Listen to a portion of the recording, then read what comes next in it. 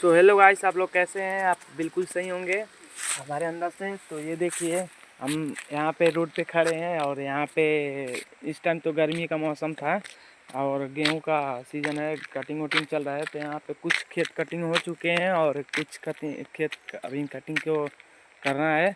तो आप लोग भी अगर कटिंग कर दिए हैं तो ठीक है, नहीं तो जल्दी जल्दी कटिंग करके और अपने घर में गेहूं रख लीजिए, नहीं तो बारिश का मौसम आ रहा है और यहाँ पे मौसम ख़राब हो गया है। ये देखिए, हम आप लोगों को मौसम दिखा सकते हैं। ये देखिए कितना ठंडा मौसम हो गया है।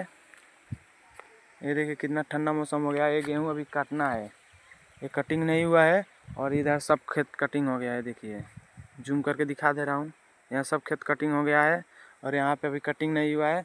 तो आप लोग से रिक्वेस्ट है, आप लोग अपन गेहूं नहीं काटे हैं तो गेहूं काट के रख लीजिए, नहीं तो बारिश का मौसम आज बिहान में बारिश स्टार्ट हो जाएगा तो फिर आप लोग का फसल ख़राब हो जाएगा। इससे अच्छा है जो जिसको जिसको नहीं मालूम है उसके पास ये वीडियो भेज दीजिए, शेयर कर दीजिए।